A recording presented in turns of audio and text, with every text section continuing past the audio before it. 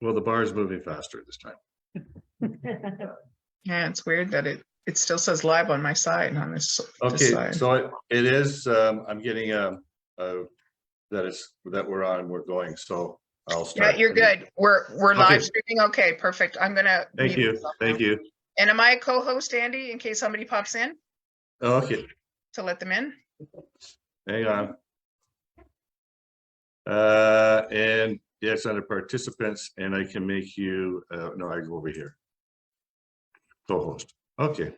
Perfect, thank you. Okay, great. So welcome to our January 2023 meeting for the Fort Langley Community Association. And we have one director on Zoom, that's Skylar Newton. We've got Malcolm Weatherston over here, and we've got Janine Twist here, and we got Sue McKenzie here, and myself, Andy Schulhorn. Oh, and Allison Hewitt. So we have a full board. Oh, yeah, not in. Sorry. So yeah, we've got a full house here, and let's get called to order. I did email out an agenda to the directors. Did anybody of the directors wanted to add anything to the agenda or anything like that? No. Okay. So we'll move over to our treasurer's report, and that's Janine. Good. So our balance right now in our bank account is $7,607.25. I haven't gotten the year-end financials yet from for last year for 2022, but yeah, I'll be getting those soon, and then we can look at making a budget perhaps for this coming up year and making sure that we've got some of the idea of what kind of expenses we have, especially when it comes to like banners up and down, and that kind of thing, and printing costs of any sorts of things, and whether or not we want to, what other events we want to hold, whether we want to do anything different this year or that we've done in the past. Sure. Yeah. So there is one more commitment of our spring banner. Mm-hmm. So that would be roughly $2,800. Okay. Yeah. And so unless we, Mm-hmm. somebody wants to put another banner up, but we have our Kwantlen banner that we saw last year, Mm-hmm. and that goes up at the end of February. Right. Okay. Mm-hmm. Great. Okay, so let's look then at the businesses arising from our minutes. The first item, and I think that's why most people are here, is the water quality update. The council had voted to close down the well, and we're greatly appreciative that the matter is being dealt with. I did copy and paste an article this morning, and I think I did it rather quickly in the sense of the headline of it, but it was that it wasn't really well known that that there was a letter from GRE asking that the well be maintained, and that was the point that I was trying to get out to the public. So but the well is at this point, I believe it's going to be shut down, and that there has been a lot of issues with quality of pipes, and I know that I've had to replace a lot of fittings. I've had plumber come through my house twice, and so it's done. But I think that there is some concern out there on what happens if we lose GVRD water, and where do we go if there's a catastrophic event. Fort Langley is basically an island. Every access to Fort Langley is over a bridge, and so what happens if we lose a GVRD water? That was the only thing that I have. Brent, you and Stu, you guys were the lead researchers and people that kept us informed the best. Did you have any comments or any updates that you wanted to bring? Well, I think the reason that things transpired fairly quickly was the discovery of high lead levels that were precipitated probably by the acidic water. I think that really drove the township to realizing we had a bigger problem than just acid water destroying people's pipes. One of my properties at 10 times all concentrated lead water, which is basically at the 93rd percentile of Flint, Michigan. So I think that was a recognition that they needed to do something. Been a problem that had been persistent. They've operated outside the guidelines for Canadian drinking water for pH, for corrosion control, for overflows. And I think that just brought it to a head, and I think they just took the action sales down. As far as the long term, you know, there's a lot of theories about, you know, could we bring water from the east? Could we, you know, access the, we have 2 large reservoirs. We can actually stock water in those reservoirs, but before we get too far ahead of ourselves, those reservoirs can handle about 2 to 3 days worth of water supply if we're on a regular basis. But there are other ways to get water. I mean, our farm has a well, it's perfectly functional. If needed, we can access it by water. There are a lot of places that do that. You know, and I think that they pointed out that we can have fire trucks bringing water in. There's a variety of things. Yeah, well, I mean, And ultimately, the plan of record is that the Greater Vancouver Regional District will be putting a large pipe, boring it right underneath Fraser River. And that's expected, I think, in about the next 8 years. Be completed, I think, 2032, about where they're looking. And that will be seismic district, will be essentially a tunnel the size of the car can drive through it. Instead of a 300 millimeter pipe, it's about this big around, we'll have full-size pipe running underneath Fraser, which is designed to support all of the southern part, both southern Fraser. well, The other aspect of betting on the well, though, and recognize was the political risk that if our council, self-changing council, the next election, if the well was left in a semi-operable state, that's the correct word, it could be just as easily reactivated and we could go back to receiving with lower water quality again very quickly. So I think there was some concern in Eric's group that, you know, we don't want to make it that easy, that we're not here next time that somebody reverse this decision and we go back to what we had before. It's unfortunate. Brett and I never positioned anything that we researched or our proposition with politicians. We never positioned that, hey, the well should be terminated. It was, let's do something. let's fix it. And the corrosion. Yeah. And maybe switching to manufacturer was a better long-term solution, but the initial thing that we both drove home with our discussion with the politicians, we need it fixed as soon as possible. The corrosion has to stop. We can look at other different ways. So I guess to the question that came up was, what, you know, where did the caustic soda dispenser and that would have fixed it? Where did that go? And what are we going to do? You know, is that something that, you know, that the township will need to sell? Will they, you know, that was a fix. The money had been spent. You know, that could have been implemented. I understand that it was very close to being implemented. So It was Yeah. about 2 weeks from and testing. But I just want to point out the major engineering study was run in Eastern Canada, Eastern Seaboard, Maritimes. They actually looked at like 75 or 80 different facilities that had their own water correction systems, pH correction system, and only 40% of them were operational at the time of the audit. So it's important to understand these things require continuous maintenance. A lot of these were actually left in disrepair or actually non-functional. So, you know, as well, we understand that this was a fix. This was actually, you know, it was the fastest way to get us to non-corrosive water. Yes, please. That was our immediate concern. Switching to GBRD water, though, and subsequent testing of our water has shown very clearly we no longer have a pH problem. We no longer have a lead problem.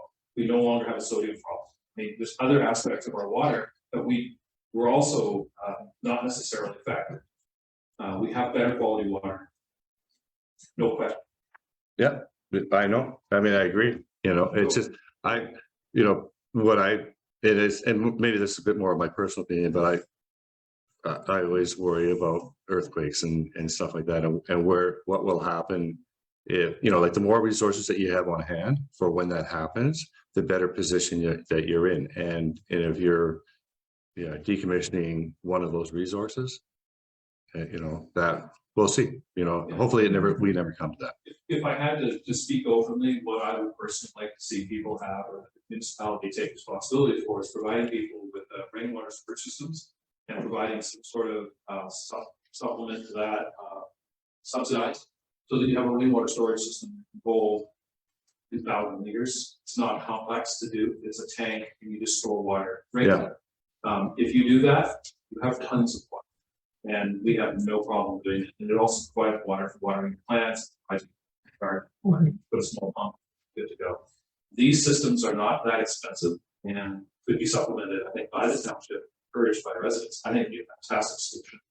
And it would take care of everybody's personal. Not hard to do on most of the properties, homes that are around here. You start to see more and more of that. Yeah. Just a question too. My understanding too is that there was a cost factor to maintaining it for emergency purposes too. It wasn't as though they just put a cap on it and left it alone and until there was an earthquake or some dire emergency crept up. My understanding that there was a maintenance cost factor that went along with that. Is that, I don't know if that's accurate or not. There would be. I mean, somebody would have to check on it once a month. Have a digital monitoring system on it. So somebody would have to go and make sure that they exercise all balance pumps their work. So it would probably be somebody, my understanding. And even with that, the staff said if they shut all the pumps down and everything to enable the GBRD connection to function. During our meetings, they were saying it'd probably take them, what, a week, 10 days to bring it up, recommission the well.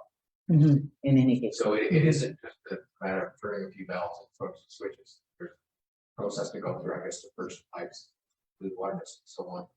And I guess the other aspect, if we had a seismic event severe enough to bring down the Golden Years Bridge and sever that GBRD connection, we're gonna have a lot of other things to do. Well, this work without practice. You get what generators have met, then you still have to deal with extra generators there. It's always so. Yeah, but you want all those resources on hand. To, you know, I mean, I know that even when I was at the hall here, and I actually did an inventory of all the pools, so that if there was an event like that, I knew where to get water for fires. You know, and it was that was just something I did on my own. So you're proposing we get the pool reinstalled in Port Langley? Right. Perhaps a really large one. Yeah, with a roof, yeah. So. All in favor? Any other questions, thoughts, or from anybody here? Go ahead, Katrina. Oh, I just want to comment, because interesting discussion. Obviously, there's a lot of support here for the switch over to the vegetable water, but I just wanted to ensure that some people had read the Fraser Health letter Yes. in support of maintaining Mhm. an alternative water supply. And I know that doesn't touch costing and maintenance over time and things like that, but just to the resiliency factor, which I think is important. Mhm. Yeah. Brent's got a copy. Yeah. And I think in relationship to that, the one thing, and you can correct me this, Brett, if I got it wrong, but I know at one point Eric was actually wanting to, well, fully decommissioned, make it inoperable going forward, so it couldn't be. That's what I thought was happening. Yes, I think that position has softened a little, so it's being capped, but I think if somebody is really serious about restarting it, they could. It would take more work. Yeah. Perhaps than what Fraser Health wanted, but I don't believe they're gonna break concrete down for well and doing like a permit. Am I correct on that? I believe that it's been put back to staff for options, Okay. and I think they're looking at their options. Okay. What was the reason for permanently decommissioning? So it wouldn't be easy for a future council with a different position to reactivate it and put Fort Langley back on some standard block. Which, you know, I would find hard to do. I would find hard to want someone to do that, right? I mean, or for our council wanting to do that. Is there somebody that on the Zoom? that Yeah, wants to- I'll speak to this. I really encourage this association to actually reach out for the proper information and maybe write a letter to council so that we can give that information to you correctly. A lot of what I'm hearing right here, right now is conjecture, and it's not complete. So if you really want to get, maybe ask all of these questions and submit it to us so that we can address it properly for you. Sure. Yeah, I will. Okay. Anything else on this? As far as the health effects and the plumbing effects, it should be almost immediately corrected. Yes. Like the new Yeah. water flushes everything through all. The township came in and sampled our water immediately thereafter, and then we had a number of tests ran on properties, and we noticed a significant drop just like that. When was it? That was just before council voted on it. It was Monday before council voted on it. Tuesday. So I think that was sometime early November. It was November, yes. The reason we knew, I could go back, because I think I actually put a check mark on the counter. We have a water dispenser in our refrigerator on the outside. And prior to them making a switch over, every second day I had to go because there was calcification on where the water came out on the external part of the fridge. It was a pain in the neck. It was gritty and ugly. And I went to clean it. I thought, oh, that's weird. There's no calcification on the outside of the fridge. And I thought, I wonder what happened. So I thought, well, maybe, I don't know, just a fluke or something. And then that was it. Wow. I haven't cleaned it since. I haven't had to and so it was virtually overnight. It changed. Yeah, the comments were on my Fort Langley was, the water's softer and people knew the difference right away. The only issue that's on. Yeah. Action. You're going to continue to experience failures. I know I am. I'm replacing things previously and still will. I've actually held off on replacing certain things until this was resolved. There's no sense in putting in expensive fittings when you're going to have to replace them. So one of the things to keep in mind is this is going to be an ongoing problem for years for the people of this area. I just want to I think council needs to be reminded of that fact, because it's not going to be cheap or easy for all of us to continue to maintain these repairs, which personally I'm spending well over $1,000 per year for property trying to sustain. That's without catastrophic. Mhm. And that's going to continue for the next 5 to 10 years until everything's finally replaced. That's the upsetting thing. So it's costing us disproportionately over others in town. True enough. Okay, so one more time, that's it for the discussion. Okay, good. And I'll follow up with a letter to council to see exactly where they are in their decommissioning of the well, and is it a complete decommissioning or a partial, and we'll see what kind of answers we get. Next item on the agenda is our waterfront project, and it also comes under the committee report. I can report on that. So for those that are unaware, there is it's called the Waterfront Committee, and it is looking at the Township Marina Park and the Haldy House, those two properties, and that in the past several years, we've had 3 proposals come forward on those properties, and that perhaps we should be looking at doing more of a grassroots reach out into the community stakeholders, the community groups, support Langley residents, businesses, and all the other interested parties to find out, or not to find out, well, to find out, but to do a series of open houses, to do a survey, and to come up with what a community vision for the waterfront properties, and so that it would be more of a proactive approach, not a reactive to a proposal.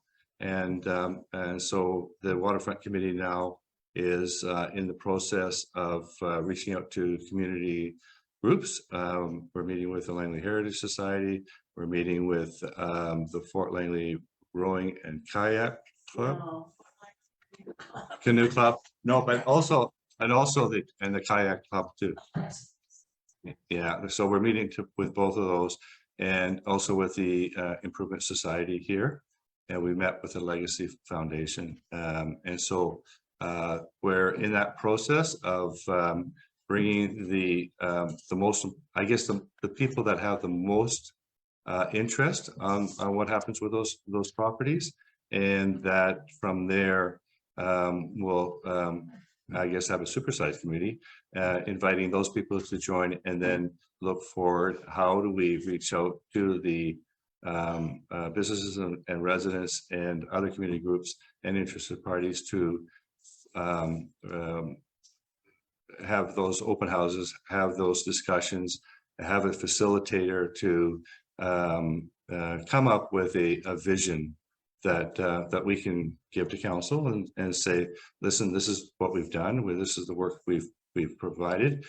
We went into it without any preconceived notions of where or what those properties should be, but this is something that's come out of the grassroots, and perhaps that any future ideas or development proposals could look at the work that we do and take into consideration the document that we hopefully have produced hopefully by June. And that's what we're looking for. Any thoughts or questions on that? I think almost anything would be good for me, you know, any, you know, Yeah. Yeah. boardwalk, you know. Yeah, well, some of it is, like you hear from people that they would like to see improvements on the trail, improvements of the holiday house, better access to the river. And, like I said, we've had 3 on the table. One of them was actually moving the holiday house, which sort of had a bit of an uproar from a lot of people. They didn't want to see it moved, although it was moved there from another location. But it's at the same time, it's like not to go in with that, like I said, preconceived the notion, because the other part of it too is that the last one had a commercial component to it, and there was and it didn't really go over too well. And also too, a lot of people were kind of wondering, like, where did that come from? And they didn't realize there was an expression of interest put out by the township, looking for ideas from developers and as a partnership. So that would be part of what we would do, is we would go through a process of talking about the history and where these other proposals came from and what they did to sort of give a background, and then go forward and try and come up with something that everybody would be interested in. Yes, go ahead. Safe, like, is it stable? Did you do anything with it, or is it falling apart, or? I don't know, but I can tell you that I've been involved with renovations where houses like that were severely like, I walked in the second floor and I thought I was going to fall through, and today they're here in the fort, and they're beautiful homes, and people are living in them, and so you can do pretty well anything that you want, as long as you keep the form and character. And the Holiday House, I mean, it does have a lot of history, and it can provide a lot of function to the township, to the residents. So one option would be like a renovation. Yeah, One option yeah, that maybe. yeah. And some kind of addition to it or something like that. Neighborhood house. Katrina, you raised your hand. Quick comment, I used to be on the Heritage Advisory Committee, and so I know that the building is basically sound as the last time it was looked at. And I think any proposal, is the original proposals would have bought the building more or less back to its original state. That was the intention, because currently when you look at it, there's a lot of non-historical additions, and that wouldn't be part of what would be maintained. So, but I think structurally, people who know about heritage buildings and construction have looked at it within the last couple of years, and it's a sound building. I remember when the restaurant was open and you went into the different wings and they were like different levels, you know, and they were sloping. Yeah. Yeah. So, okay. But so that it's a work in progress and we just, we're finishing up a background piece and we'll start our meetings with other community groups in the next couple of weeks. Any other questions or thoughts from anybody? No. Okay, moving right along then. For next month is our annual general meeting is coming up soon. Our year end is December 31st. And so I wanted to put forward the idea that that we do our AGM next month and wanted to send out a notice to that and was looking to the directors on their thoughts for an AGM next month. Right, and I think you suggested, was it February Well, 14th? the February 14th is these, yeah. Everybody gets it. February 14th is the second Tuesday of the month. So I was actually going to suggest, do we want to move it further out to the third or fourth Tuesday of the month? The third would be good. I would think it was. Yeah. Yeah, not the 14th is probably good. Yeah, exactly. That's what I was thinking. Oh, that's right. Yeah, when is that? Oh, Oh, Family Family Day. Day? Yeah, Family Day. thank you. That sounds good. Yeah, Well, that would be a Monday. but then, yeah, it can be on holidays. Family Day is the 20th. The Monday, February the 20th. So maybe then we should go to the Tuesday after that. Mhm. Well, that would put it to the 28th. When are there anything in any sort of bylaw that we have to have it within a certain period of the year end? I think it's 60 days. We're fine. Yeah. Okay. Yeah. All right. So with February 28th then? Yeah. Yeah. Okay, so we'll have our annual general meeting on the 28th. And having said that, then we would be out looking for new directors for if you want to come on board. It is an interesting organization to be part of. I'd like to say one thing though, that the Fort Langley Community Association does not form an opinion. What we do is we try and reach out to the residences and businesses and look to them for information into how they feel, and then we take that information and we'll present it. So like we do get asked to comment on different development proposals that come up in the fort into the heritage conservation area. And as individuals, we will not comment on that, but we will send out that information to our emailing list. And those are people that live in Fort Langley, and then that'll come back. We'll collate it, and then we'll present that to council. Okay. Right now we've got 8, and we can have 12. So it's never. I've never seen coming down to a vote. It's like People run away. everybody sets back, and you're in. It's the lawn board. Yes, yeah. It So just didn't run fast enough. thank you. Yeah. Okay, and I will be putting out, I do have a couple of pieces of information that we'll be posting and emailing out, and just sort of what the FSCA does, what the director's roles and responsibilities are. And lastly, what I've got here is we are applying for, every year we get we applied for a grant to the township for $1,000. It's the community association grant. And so we're in the process of applying for that. It was something that's come out. I think this is the second or third year of that. Last year there was only 2, and that was Aldergrove and us. And the year before that, there was only the Fort Langley Community Association that applied for that grant. So I'm always encouraging other community associations to come forward and to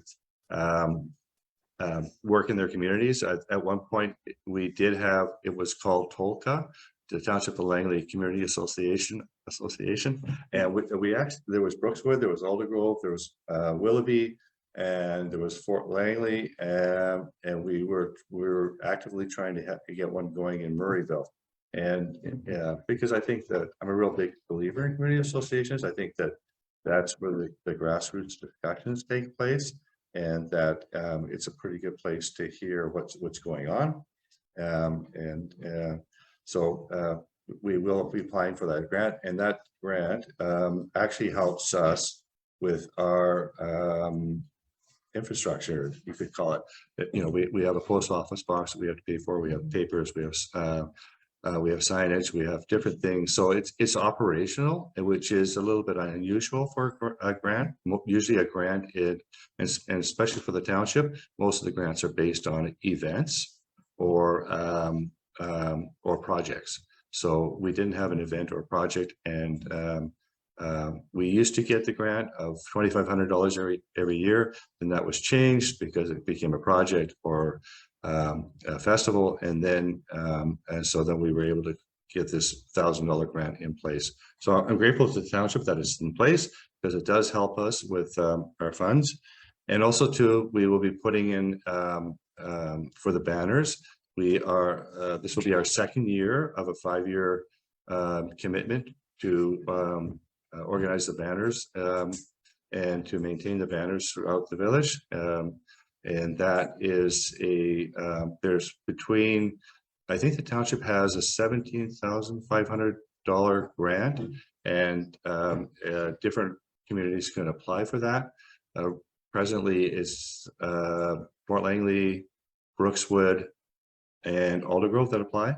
So roughly it's 5,000, but it doesn't cover the costs. And so we also get money from movies. You know, when a movie comes in and takes the banners up and down, they'll make a donation to us, and that also helps fund our operations.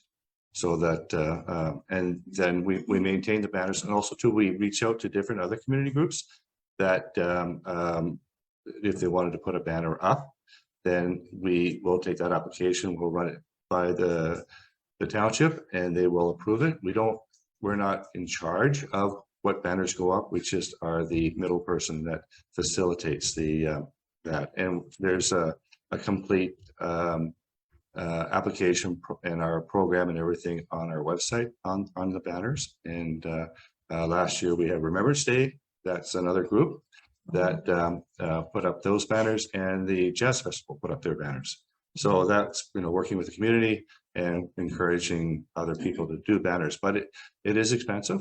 To do a run of banners is probably, like, to print them and to put them up, you're looking at $3,500 to $5,000, right? It's so it's expensive. So you don't just do one banner and then, you know, change it, right? You want to be consistent, and hopefully we're coming up to our 150th. Is it, or 170? Yeah, it's 150. So I'm kind of waiting to see if the township will have some funds available for celebrate that 150th, because I would like to do a 150th banner. And I did email Peter Tolomello about a month ago asking if there's something like that, but I think he was waiting to see how the election turned out and everything before announcing anything. But I'm sure that there's going to be something coming up with the 150th, and we can do a banner for that. So that's all that we have for tonight. A little discussion. I usually sometimes I go around the table, or we do go around the table, and if you wanted to bring something up or had something that you wanted to bring to to the table, Laddie, was there something that you wanted? No, really, the water Yeah, I think everybody was here for the water. Yeah. Malcolm, Heritage. Heritage, yeah, Waterfront. yeah. Okay, but anything else that you wanted to bring up? No, oh, go ahead, yes. No, I read that the township is going to sell the Langley Cafe. So if they sell it, they don't control what goes in. And even the headline was an office complex. And I think an office complex is kind of a waste of space, you know, what you do, or a cafe. Lots of families go by there, it's not put in the family. Yeah. We're bad to their full area. But Yeah. if they sell it, then like an office, it's terrible. Like, very expensive. You know, I don't want to say that I miss Lehman Cafe. Oh, yeah. You know, I really enjoyed it, and it's really too bad that's happened. I guess you could, you know, the township and wanting to, you know, to own a small property like that. I don't know if it's really in their best interest. And I'm just commenting on, you know, what my thoughts are, but I'm just throwing it out there that it would be a lot to move out all the equipment and then make, you know, like if you were wanting to do a cafe, that would be a pretty awesome spot. So I would think that anybody that came into there would open up another cafe. There would be restrictions around what you could do with that property in any case, would there not? The zoning? I would have zoning. Like the paper says, could be also be an office. you know, Yeah, so- Yeah, I mean, it wouldn't be I don't know what the zoning is on that, but it would be, if it was a C2 zoning, you know, whether you could do office or just, you know, retail, I'm not sure. Go ahead. Put value on it? No, it was in the last council meeting, and it was just decided that to put it up for sale, and it's gonna be like an open tender. There's gonna be like a minimum bid, and then it's going to at a certain date, they're going to open all the tenders, and then and I guess if there's none that are that meet the criteria, then you don't sell it, right? Right, so Is there any restrictions? I mean, I know we have a subway, but if there are any restrictions for No. like, to change, no, that No. would be the biggest thing if it became a Tim Hortons. yeah, no, there is no a lot of people think that, right, that we have that kind of restriction, but we don't, you know. No, you know, yeah, that would be hard to do. You know, how would you legalize, you know, a restriction of a chain in the sense of if somebody else had a restaurant somewhere else and then wanted to open up one here, would that be a chain because it's two, or yeah, you know. You know, and there are people that think that when you build a house in the residential, that it has to have a certain heritage quality to it, but it doesn't, you know. And that's, you know, that we've seen that in the last couple of years. There's no drive-through access down there, so I think a lot of the chains that are being not Yeah, started. Thankfully. yeah, But who knows? who knows, yeah. The only question I was wondering, but it seems to me at our last meeting, someone brought up the question about the river and the silt. And it seems to me, the folks from the canoe club Yeah. were talking about that. I wondered if anything had It's come of that. it's being in discussion, and I think various people are sort of there's a debate over who has dredging rights and all sorts. But it's like, but it's been brought up at council. It's gone back to staff to do. Okay. Yeah. Having the water front dealt with it, there's no water. Exactly, yeah. Mhm. I understand, you could almost, yeah, For any that don't know me, I'm Barb Martin, Yeah. council. I have to keep my mouth shut.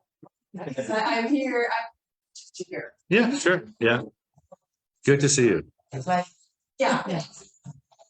You're asking these different questions and allowing the conversations just to go, but I just thought I should introduce. Yeah, I wanted to reach out to you and say, well, what do you think? But I held back. Yeah, no, but I didn't want to put you on the spot either, right? So, yeah, you know, yeah, yeah, true enough. Excuse me, Andy? Yes? Yeah, it's like, where's that little voice coming from again? Is there anybody that's on Zoom that has anything that they would like to bring up at this time? Okay, thank you. I was just Okay. going around my room that I was responsible Yeah. for. Thanks, It's thanks, hard. Jeanette. We got two, I was just gonna add, Skylar here, going back to the water, I didn't have a chance to comment. I've scheduled another couple tests myself, so if anybody's interested, I'll share those results of what our water looks like. Thank you. okay. Katrina, Well, just out of the discussion at the last meeting, so I looked online and actually you can see the last application for dredging the Bedford Channel. And that was because of Bedford Landing and they were able to get this decision to do that because they were raising the height of the floodplain. So, you know, my opinion is most people think it's a particularly difficult jurisdictional issue, but it's not insurmountable. You know, there needs to be broader discussion with the different groups. So it's good that council is looking like that, thinking about the challenges. You know, siltation comes and you know, through natural forces, it doesn't get dispersed as it otherwise would, just because there's way more siltation than there ever was before. So I think it's incumbent, you know, to continue to look, see what we need. Walking in the ground area and park and that bulletin breaks, and it showed exactly how much erosion was happening on the bank for the Great Island, and that's sitting there. Right, so that's why. So Metro might have, you know, an interest in that. Well, this is another thing on the dredging, because the river's so shallow, freezes so quickly, and done major damage to our docks, and taking out the dock on the other side, the Albion Ferry, it's gone. No. Right, right. So there is a certain amount of urgency, you know, to some kind of a decision being made. So were they saying how long it would take maybe to get back to you, or About for what? about the dredging, or? That's sounds familiar. Yeah, we've requested a report to staff. Recognizing needs to be done. There is a typical time, but that's my little list of notes. but also too, at the last council meeting, there was movement to do another boat launch up on 252nd, was it? Yes, and to help that. So, because the boat launch here at the Marina Park is pretty scary. Yeah, yeah. And I believe that's also council's play as well. Yes, yeah. So I know the main, I believe it provincial jurisdiction, Bedford side channel, like the main Fraser River would have a provincial to that area. It changed to federal once you become a silent on the east side of the Fort Man. But does anybody know whose jurisdiction the Bedford channel falls under? Is that county? Does anybody know? I think it's I used to live in the school community down in Grants Landing, and I think it goes past around Fort Lyman. So I think at Vancouver, no, they're their own authority. But the provincial? They're another layer of authority. Right. They're not the It's feds. a port authority. I mean, the Coast Guard manages the shipping channel for the Fort Man Canal. Yeah, The port authority. I think it's a layered situation, actually, but I just know from the Florida community, because they had to get foreshore leases because they have an interest in the water. Right. Well. Yeah. The thing is, if the channel is not dredged, that just slumps back in. Yeah. Yeah, fisheries also do it. And there's a time window too. I also know that there was district wanted, I'm with the Bedford Channel Society, and at one point we wanted to try to get some boom around where the beach is over there. Oh no, you can't do that because it's run by fisheries, and you can't do that because that's run by Greater Vancouver Regional Parks. You can't do that because that's part of the township. So It was just a small, but nobody. came to Too approve. many layers of bureaucracy. Yeah. Yeah. Yeah. Okay, another society. Great. Okay, anything else then? Did you have something that you want to? Community association for quite some time. Oh, good to see you. Great. Good to see you. Yeah, yeah, this is write a little inflammatory piece and you get people to come out. Actually, it was just copy and pasted. It was a Fraser Valley Current. That was the article. So, yeah. Okay, so with that said, I think we are adjourned for the evening. Thank you, everybody, for coming out, and we'll see you on February 28th. Yes. Okay. Thank you very much. Thank you, Andy. Please stop the Facebook live stream. A little louder, please. Stop the live stream. Off the live stream. Yes. Okay. Yeah. Good idea.